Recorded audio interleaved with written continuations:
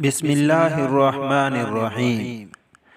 ناظرین، آج آپ حضرات سے حضرت یوسف علیہ السلام کے ساتھ جیل میں آنے والے دو نوجوانوں کا تذکرہ کیا جائے گا۔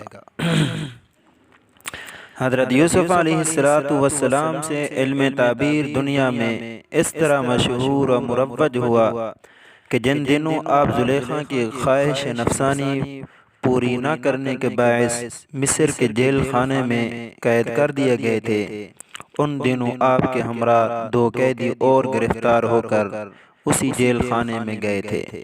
دونوں کو جیل میں خواب دکھائی دیے، چنانچہ اس آیت میں ان دونوں کے خواب کا تذکرہ ہے۔ قال احدهما انی ارانی اعصر خمرا وقال الاخر انی ارانی احمل فوق رأسی خبزا تأکل الطیر من نبئنا بتأویلہ انا نراک من المحسنین۔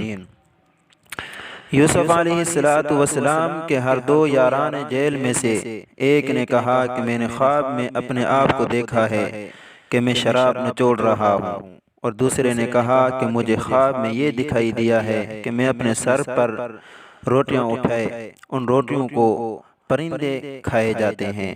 اے یوسف، آپ ہمیں ان خوابوں کی تعبیر بتا دیجیے کیونکہ آپ ہمیں نیکوکار معلوم ہوتے ہیں۔ چنانچہ حضرت یوسف علیہ السلام نے ان دونوں رفیقوں کے خواب کی تعبیر یوں بیان فرمائی کہ یا صاحبی السجن اما احدکما فیسقی ربہ خمرا واما الاخر فیسلب فتأکل الطیر من رأسی۔ اے میرے جیل کے دونوں رفیقوں، تم میں سے ایک تو اپنے آقا عزیز مصر کا ساقی شراب ہوگا اور دوسرے کو سولی پر چڑھا دیا جائے گا، اور پرندے اس کے سر کو نوچ نوچ کر کھائیں گے۔ چنانچہ ایسا ہی ہوا کہ ایک جیل خانے سے رہا ہو کر عزیز مصر کا ساقی بن گیا، اور دوسرے کو اسی زہر کے جرم میں پھانسی دے دی گئی۔